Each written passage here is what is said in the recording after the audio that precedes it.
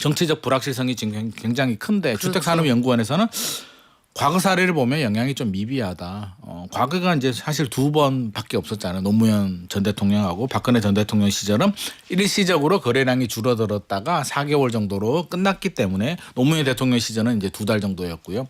이번 또 한 4개월 정도로 끝난다는 게 전제 조건인 것 같습니다. 저도 그렇게 생각합니다. 그래서 4개월 정도 빨리 불확실성이 제거가 된다면 여러 가지 요인들에 따라서 움직이는데 제가 제일 걱정되는 건 이 불확실성이 좀 길어지는 경우.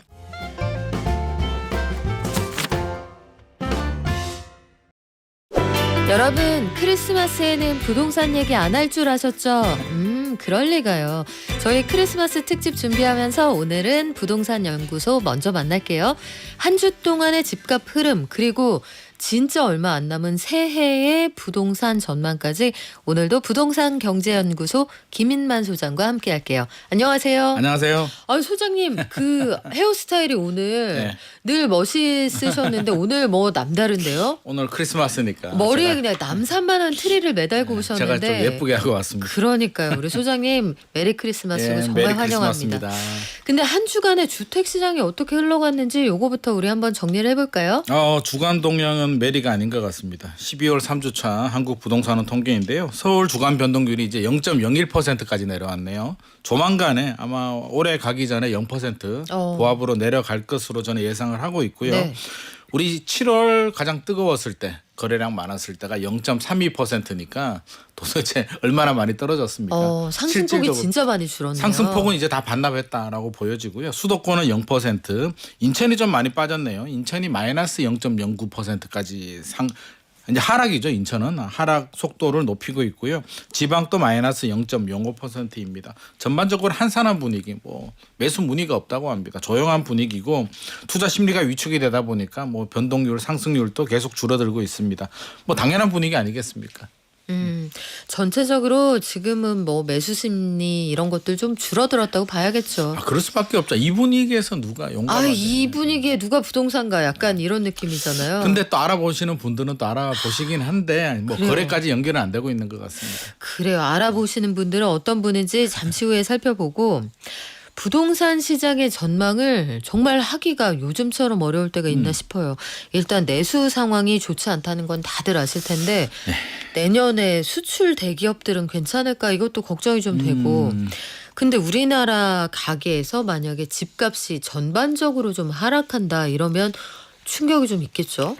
충격 상당하죠. 우리나라처럼 부동산 비중이 많은 나라는 잘 없을 텐데요. 최근에 조사 결과를 보면 미국은 부동산 비중이 한 30% 정도 되는데 우리는 한 70% 정도 되고 부자들이라고 하죠. 현금 10억 이상 가지신 분들도 부동산 비중이 한 55% 정도 되기 때문에 집값이 떨어지게 되면 사실 연쇄에 좀 굉장히 큰 파장이 좀 일어날 수도 있습니다. 그래서 최근에 조사 결과가 나왔는데 주택 가격 하락이 되게 되면 이제 가계 소득이 줄어들잖아요. 결국에는 대출이자 부담도 늘어나고 그렇게 되면 연체율이 2배 정도 2.5%에서 5.1%로 2배 정도 올라간다라는 조사 결과가 나왔습니다. 그러면 어떤 분들이 위험하냐라고 했을 때 조사 결과를 보면 LTV 높게 받으신 분 한마디로 집값 대비 대출을 최대한 많이 꽉 채워서 받으신 분들이 굉장히 좀 위험에 취약을 했고요. 자영업자 일용직들 그리고 나이가 많으신 분들 소득이 없으신 분들 있잖아요. 그런 분들이 연체 가구 비중이 크게 올라간다. 좀 걱정되는 부류고요. 대출로 본다면 대출 특성별로 좀 살펴본다면 거시경제 충격 경제가 장기 침체로 들어갔을 경우에 고정금리보다 변동금리 받으신 분들이 훨씬 더 취약하다. 금리가 또 요동을 칠 수가 있기 때문에 취약하고요. 1금융권 은행보다는 아무래도 2금융권 받으신 분들이 2금융권이 또 금리가 높기 때문에 그렇겠죠. 훨씬 더 취약합니다. 그래서 정부에서는 가계부채 관리를 한다. 총량 규제를 한다라고 하는데 여기에 포커싱을 좀 맞춰야 될 것 같습니다. 1금융권보다는 2금융권 대출 받으신 분들이 급격한 충격에 좀 완화시킬 수 있는 방안을 좀 찾아야 될 것 같고요. 앞서서 보듯이 LTV 너무 높여주면 안 될 것 같고 일용직이나 고령 가구들 좀 위험 관리가 좀 필요해 보입니다. 자, 그런데 이렇게 전체적으로 부동산 경기가 좀 사그라들 것만 같은 상황에 위험하지 않을까 하는 의견이 하나 있고 완전히 갈리는 의견이 하나 더 있어요. 반면에 입주나 분양 물량이 2024년보다도 더 줄어든다. 그리고 공급도 지금 정부가 여러 가지 지금 혼란스러운 상황 속에서 제때 못한 게 많아서 LH도 12월에 다 공급하는 물량 쏟아낸다고 얘기를 하는데 이게 뜻대로 될 거냐 아직 알 수가 없잖아요. 그렇습니다. 공급 부족하고 입주 대란 나면 집값 내년에 무섭게 오를 거다 이런 주장하는 분도 있더라고요. 그런 의견도 있습니다. 지금 양쪽 의견이 팽팽하게 그렇죠. 맞서고 있는데요. 어느 한쪽으로 기울어지게 되면 거래량만 떨어지는 것이 아니라 이제 집값도 떨어지겠죠. 호가도 떨어지는데 최근에 현장 분위기를 보면 호가는 크게 떨어지진 않거든요. 잠실 쪽 보더라도 호가가 1, 2억 정도 내려가긴 했는데 사실 호가를 높게 부르다가 로얄동 로얄층이 뭐 예를 들어서 한 24억에 거래가 됐으면 비로얄동도 24억 부르다가 이제 1, 2억을 좀 낮추긴 했는데 그 정도 가지고 집값이 떨어졌다라고 볼 수는 없습니다. 그러면 근거가 있을 거잖아요. 집을 파려는 집주인들이 버티는 근거, 뭔가 상승에 대한 기대감이 있는데 그 기대감에 대해서 이제 주택산업연구원이 조사를 했습니다. 조사 결과를 보게 되면 일단 내년에 2025년 전국 주택 가격은 0.5% 하락할 것으로 나왔는데요. 수도권은 0.8%, 서울은 1.7% 상승을 예상했습니다. 서울, 지방 양극화가 여기서도 이제 두드러지게 되는데 뭐 이유가 있겠죠. 왜 집값 상승을 전망하냐라고 봤을 때 가장 크게 두드러지는 게 금리 인하. 금리가 한 두세 차례 정도 내려가지 않을까. 그리고 입주 물량 많이 부족하다. 전세 가격 올라간다라는 이야기를 많이 하고 있고요. 가장 중요한 게 이제 탄핵이잖아요. 정치적 불확실성이 지금 굉장히 큰데 그렇죠. 주택산업연구원에서는 과거 사례를 보면 영향이 좀 미비하다. 과거가 이제 사실 2번밖에 없었잖아요. 노무현 전 대통령하고 박근혜 전 대통령 시절은 일시적으로 거래량이 줄어들었다가 4개월 정도로 끝났기 때문에 노무현 대통령 시절은 이제 2달 정도였고요. 이번 또 한 4개월 정도로 끝난다는 게 전제 조건인 것 같습니다. 저도 그렇게 생각합니다. 그래서 4개월 정도 빨리 불확실성이 제거가 된다면 여러 가지 요인들에 따라서 움직이는데 제가 제일 걱정되는 건 이 불확실성이 좀 길어지는 경우 하반기로 전이가 되고 네. 금리가 생각처럼 뭐 두세 차례 인하가 안 되는 경우가 저는 가장 우려스럽고요. 그렇게 된다면 뭐 추가 하락도 어쩔 수가 없습니다. 그래서 전제 조건이 이렇게 계획처럼 맞아 떨어지게 된다면 하반기 반등이 가능한데 뭔가 좀 안 맞아 떨어지게 되면 하반기도 장담할 수는 없기 때문에 일단은 뭐 우리가 좀 예의주시하면서 좀 지켜봐야 될 것 같습니다. 그래요. 여러 가지 전제 조건들이 좀 있는 상황이라 양쪽의 의견이 다 골고루 근거가 있는데 한국은행은 금리를 인하하는 속도는 예상보다 좀 빨라질 것 같습니다. 지금 저도 그렇게 경기가 생각은 좋지 않은 하고는 상황이고. 있는데 또 변수들이 많이 있으니까요. 그러게요. 또 추경 얘기가 나와서 돈은 좀 상반기에 더 빨리 풀릴 그렇습니다. 것도 같고. 그것도 또 약간 뭐 긍정 어떤 분들은 또 이게 긍정 부정이라고 또 말하지 말라고 네. 하더라고요. 무주택자 입장에서는 집값 떨어지는 게 긍정 아니냐라고 하는데 어떻게 됐든 상승 요인과 하락 요인이 이제 공존하고 있는 상황입니다. 그래요. 근데 지금 의견들 많이 주시네요. 염장환님이 저희 매일 들어주시는 애청자신데 올해 말 내년 초가 지금이 올해 말이잖아요. 진짜 올해 그렇습니다. 말. 예. 근데 올해 말 내년 초가 수도권에 입성할 수 있는 마지막 기회다 이런 주장이 있는데 소장님 생각은 어떠신가요? 물어보시나요?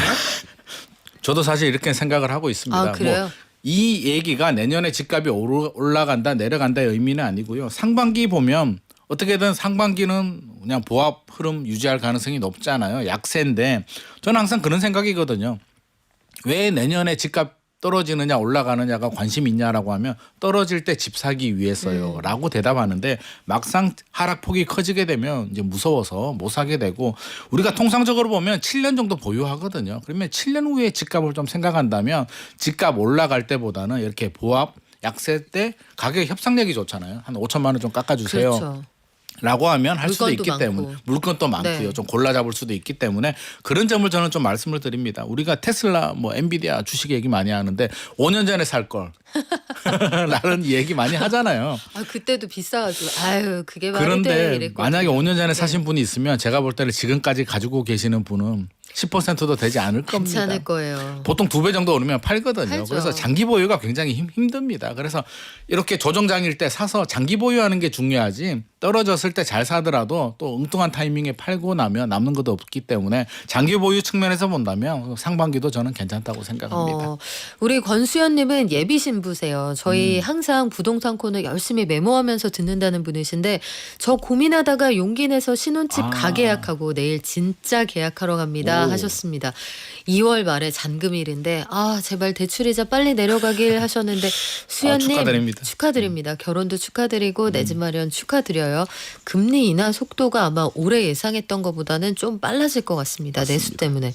아니 근데 소장님 항상 이게 옥신각신하는 여러 가지 포인트 중에 하나가 서울의 아파트 입주 물량이 진짜 부족해? 이 얘기 있잖아요. 그리고 너무 중요하죠. 물건이 많이 나왔어? 아니 공급 물량이 진짜 이렇게 늘어나는데 진짜 부족한 게 맞아? 이 항상 민간하고 공공의 통계 사이에도 간극이 있단 말이에요. 네. 이건 왜 그런 거예요? 뭐 서로 다 뭐 틀린 말은 아닙니다. 근데 이제 통계라는 게 지표 표본을 어떻게 잡느냐의 문제잖아요. 그래서 정부 같은 경우 이제 서울시 입주 내년이죠. 2025년 입주 물량을 4만 8천 호 정도로 추산하고 있고요. 민간 기관 부동산 R124에서는 3만 2천 가구 정도로 하고 있는데 한 18,000 가구 정도 차이가 나잖아요. 왜 이렇게 차이가 나냐면 결국에는 어떤 주택, 임대주택 을 포함하느냐 안 하느냐에 좀 차이가 있는 것 같습니다. 행복주택 같은 임대주택을 12,000 가구 정도 되거든요. 12,414가구인데 이걸 빼버리게 되면 또 물량이 좀 비슷해지긴 합니다. 그래서 정부나 서울시 입장에서는 아니 행복주택 임대아파트 왜 빼는 거야. 이것도 아파트인데 당연히 포함해야지. 라고 이야기를 하는 거고요. 민간 조사기관에서는 아니 그래도 일반적인 국민들은 입주자 모집 공고가 나오고 그쵸. 일반 분양한 물량을 신규 아파트 물량으로 보지 않느냐라고 해서 서로 바라보는 관점이 좀 다릅니다. 그래서 이런 차이가 좀 있다는 말씀 드리고요. 부동산원 통계 같은 경우는 공동주택, 연립 다세대도 포함하기 때문에 물량이 좀 많이 차이가 납니다. 그래서 저는 항상 강조드리는 게 추이를 봐라. 정부 발표도 그렇고 민간도 좋고 다 좋은데 연도별로 좀 살펴볼 필요도 있습니다. 그래서 민간 조사 결과를 보게 되면 일단 서울이 지금 중요한데요. 2023년에 3만 6천 가구, 2024년에 2만 8천 가구, 올해가 3만 6천 가구, 내년이죠. 내년이 3만 6천 가구. 문제는 2016년이거든요. 8천 가구, 8,500가구 정도로 줄어들기 때문에 어떤 정부든 민간이든 결과를 보더라도 2026년, 2027년에 큰 폭으로 줄어드는 것은 공통적인 부분입니다. 추세선은 똑같네요. 그렇죠. 추세선은 똑같으니까 단순히 숫자가 뭐 만 개가 많다 적다가 중요한 게 아니라 2026년, 2027년이 물량이 3분의 1 토막이 나는데 이 문제를 어떻게 해결하느냐. 결국에는 이렇게 되면 전세 가격도 올라가게 되고 또 매매 가격도 올라가는 요소가 될 수도 있기 때문에 이 간격을 이제 비아파트로 좀 공급을 해줘야 되는데 지금 비아파트 공급은 전세 사기 역전세 문제 때문에 또 주춤하고 있어서 빌라 시장들을 좀 꺼리시니까. 그래서 정부 계획은 이제 비아파트 공급을 늘리는 건데 제가 볼 때는 원활하지는 않아서 이 문제를 아마 차기 정부가 되더라도 총력 투쟁을 좀 해야 되지 않나 싶습니다. 그래요. 이게 지금 임대 물량을 넣느냐 넣지 않느냐에 따라서 한 10,000 가구 정도 차이가 나는데 사실 임대는 모두가 들어갈 수 있는 집은 아니고 그럼요. 대상이 정해져 있고 소유권 관련해서 이게 내 집으로 볼 수 있느냐 이와 관련해서도 아마 의견 좀 갈리는 모양이에요. 맞습니다. 하지만 통계적 추세선으로 보면 연도별로 물량이 줄어든다. 아니 근데 그 물량이 줄어드는데 여러 가지 입지 규제나 거래 규제 뭐 이런 것들도 한 몫을 할 수 있을 텐데 그렇죠. 서울에서 토지거래 허가제의 대상이 되는 지역이 있잖아요. 네. 이 흔히 우리가 줄여서 토허제라고 부르는데 이 대상이 되는 지역들이 이 토지거래 허가구역으로 지정하고 나서 진짜로 집값이 좀 떨어지거나 덜 오르거나 효과가 있었습니까? 효과가 있었으면 이게 사실 뭐 별 목소리가 나오진 않죠. 근데 사실 효과가 없고 이제 부작용만 좀 커지는데 시장에서는 어떤 얘기를 하냐면 토지거래가 구역에 묶인 지역들은 정부가 인정해주는 좋은 지역이다. 올라간다. 공식 상승 예정 구역이다. 네. 뭐 말만 들어도 다 아는 지역들 잠실이나 삼성동, 대치동, 청담동, 압구정, 여의도 뭐 이런 곳들이 토지거래가 구역, 목동도 마찬가지고요. 아니 서울시가 이렇게 하라고 이 지역을 지정한 게 아니잖아요. 아닌데 이제 취지와 다르게 움직이는 거죠. 이제 집값 토지거래가 구역으로 묶이게 되면 이제 간단하게 설명드리게 되면 실소유자 아니면 살 수가 없습니다. 한마디로 전세 끼고 갭 투자를 못 한다는 거예요. 내가 그 집에 입주를 해야 되는데 서울시나 정부 마음은 그런 거죠. 야, 투기하지 말고 진짜 필요한 사람들만 사라고 하는데 좋은 지역이잖아요. 특히 요즘 같은 불경기에 똘똘한 지역, 똘똘한 한 채인데 전세 끼고 못 사게 하면은 내가 입주하면 되고 내가 살고 있는 집을 전세 주기 때문에 우리 시장에서는 어떻게든 살아남는 방법을 강구를 하지 그대로 정부 의도대로 가진 않습니다. 그래서 최근에 보니까 서울시가 이제 4년 반 정도 됐는데요. 토지거래가 구역 재지형 심의를 앞당길 계획이라고 합니다. 이제 풀어줄다라는 지금 메시지가 좀 나오고 있는데 네. 저는 풀어줘도 된다고 보는 게 묶어서 집값이 안정됐으면 괜찮은데 안정되지 않았거든요.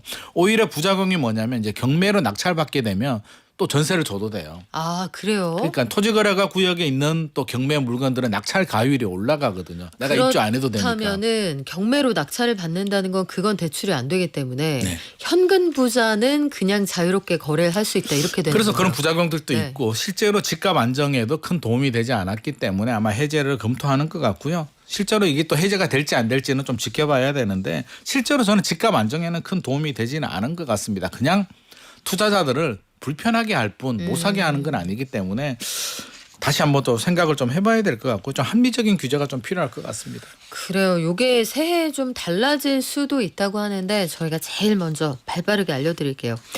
근데 청약 가점제 이거 올해 내내 정말 문제 아니었어요. 사실 매년 부동산에서 탑픽으로 뉴스를 꼽으라면 네. 청약제도 이거 말도 안 된다 불만 있는 분들 제일 많을 불만이죠. 텐데 네. 국회 입법조사처가 그러니까 국회 입법조사처는 국회의원들이 법안 마련할 때 근거가 되는 자료를 조사하고 보고서로 내는 곳입니다. 그쪽에서 청약 가점제도 개편한 보고서를 냈다고 하는데 내용을 한번 볼까요? 불만이 많죠. 이게 뭐 기성세대들도 불만이고요. 청년들도 불만입니다. 뭐 제 친구 같은 경우는 69점 만점인데도 올해 다 떨어졌으니까 또 불만을 가지고 있고 네. 청년들은 69점이 뭐야. 나는 59점도 못 만들겠는데 결혼도 안 했는데. 한 명도 없어요. 저도 그렇습니다. 그래서 네, 주변에 제 주변에도 당첨된 사람을 찾아보기가 좀 어려운데 이게 불만의 목소리를 좀 받아들인 것 같습니다. 국회 입법조사처가 이제 어떻게 하냐면 청약 가점제가 이제 세 가지 기준으로 보잖아요. 무주택 기간, 부양가족, 통장 기간인데 문제가 되는 게 이제 부양가족이거든요. 근데 올해도 좀 해프닝이 있었잖아요. 원펜타스가 그렇죠. 전수조사 들어가니까 만점자가 3명이 나와서 이제 항의가 빗발치니까 전수조사를 했는데 50명이 계약 포기를 했단 말이에요. 그 얘기는 그러니까 뭔가 마음에 부모님을 걸림이 있었다는 거죠. 자녀를 또 추가로 늘릴 수는 없는 거고 제일 만만한 게 이제 부모님을 위장 전입하게 되면 점수가 5점씩 올라갑니다. 야, 그러니까 이 5점이 굉장히 크잖아요. 74점이면 무조건 당첨이 되는데 69점은 다 떨어지거든요. 이게 한 명이란 말이에요. 그러니까 부모님 한 분만 전입신고하면 되는데 이 부분에 대해서 이제 국회 입법처가 이제 개선안을 냈습니다. 개선안이 뭐냐면 부모님 점수 좀 내리자. 네. 2.5점으로 5점에서 2.5점으로 내리고 자녀 점수는 올리자. 5점에서 10점으로 자녀 좀 출산할 수 있게 해주자라는 개편안을 냈는데 저는 아이디어 좋다고 생각합니다. 부모님 점수하고 자녀 점수를 똑같이 하는 거는 좀 바람직하지 않을 것 같고요. 네. 그럼 효도하지 말라는 거냐라는 목소리도 나오는데 노부모 특별 부양 네. 특별 공급이 있으니까 효도하시는 분들은 노부모 부양으로 하시고 가점제는 이제 자녀 점수를 많이 줘서 출산하는데 요즘 출산율이 줄어드니까 좀 올리는 방법은 저는 좋은 아이디어 같습니다. 그러니까 이게 어느 쪽으로 봐도 지금 보면 이미 아이들 꽤나 키워놓은 중년은 네. 어떤 혜택도 없잖아요. 그리고 맞습니다. 저는 결혼 계획 없고 아이 당연히 없고 부모님하고 따로 살아요. 이런 청년층도 청약 가점제로는 불가능합니다. 불가능한 거예요. 아니 소장님 아예 이렇게 하면 어때요? 전체 다 그냥 우리 예전에 뺑뺑이라고 했던 추첨. 그게 더 공평한 거 아니에요? 저도 개인적으로는 그렇게 생각하거든요. 네. 다 추첨제로 하면 아무런 불만이 없을 것 아 같은데. 그리고 그런 꼼수도 좀 사라지지 않겠습니까? 근데 이게 또 정책 당국자들은 뭔가 또 제도를 만들어서 또 이렇게 출산율도 올리고 이렇게 자꾸 연결을 하다 보니까 이게 배가 산으로 가는 것 같습니다. 채광권 됐잖아요. 그래서 네. 저는 청약 제도는 좀 심플하게 아 제도는 심플해야 돼. 너무나 이거. 쉽게 그냥 공부하지 네. 않아도 그냥 마음에 드는 아파트 있으면 그냥 운이 좋으면 당첨될 수 있게 좀 만들어주면 좋지 않을까 생각을 하고 있습니다. 또 이 와중에 변수가 하나 더 늘었죠. 올해 10월부터 내년 9월 말까지 한시적으로 기존 청약 통장을 종합 저축으로 전환할 수가 있어요. 이게 유리한지 불리한지 계산기 두들겨봐도 너무 헷갈려요. 이렇게들 말씀하시는데 어때요? 헷갈려요. 그래서 좀 따져봐야 되는데 생각보다 또 여전히 많은 분들이 옛날 통장이죠. 청약 예금, 부금, 저축 통장을 가지고 있는데 청약 저축 통장은 이제 공공 LH 같은 아파트만 청약할 수 있는 통장이고요. 부금 예금은 이제 민영 아파트 할 수 있는 통장인데 한시적으로 이제 내년 9월 말까지 이제 변경이 됩니다. 그래서 단순하게 생각하면 변경하는 게 유리할 수도 있어요. 금리도 좀 더 주고 모든 게 다 청약할 수가 있는데 좀 고려해야 될 건 내가 청약저축통장을 20년을 보유하다가 지금 변경하게 되면 공공아파트 분양할 때는 내가 20년 납입한 게 인정이 네. 되는데 민영아파트 분양할 때는 전환 시점부터만 인정이 되기 때문에 사실 그 점도 좀 고려를 좀 해야 될 것 같고 저는 가장 걱정되는 게 이제 이 부분입니다. 뭐냐면 우리가 상속이나 증여할 때 그렇죠. 이제 이게 좀 갈려집니다. 그래서 청약 저축 같은 경우는 상속이나 증여하기 세대주로 변경이 되면 이제 증여할 수 있거든요. 그래서 청약 저축을 내가 오래 가지고 있는 분이라면 자녀한테 증여를 해줄 수도 있는 부분이고요. 사망할 때도 이제 좀 차이가 납니다. 그래서 기존에 부금 예금을 가지신 분들도 사망하게 되면 이게 좀 넘어갈 수도 있는데 이게 연도에 따라서 2020년 3월 27일 이전에 가입한 청약 예금이나 청약 부금은 이게 이후에는 사망 시에만 증여가 되고요. 네, 네. 상속이 되는 거고 네. 이전에는 또 증여도 됩니다. 그러니까 날짜별로 내가 2000년 3월 27일에 가입하신 분이라면 자녀한테 주고 싶은 분이라면 전환하면 안 될 것 같고요.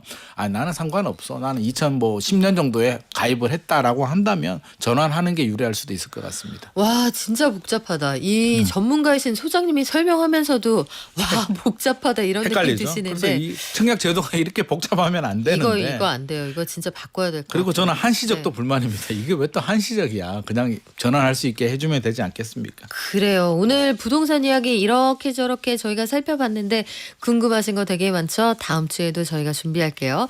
오늘 부동산 소식은 여기서 마무리하겠습니다. 지금까지 부동산경제연구소 김인만 소장과 함께했습니다. 고맙습니다. 감사합니다.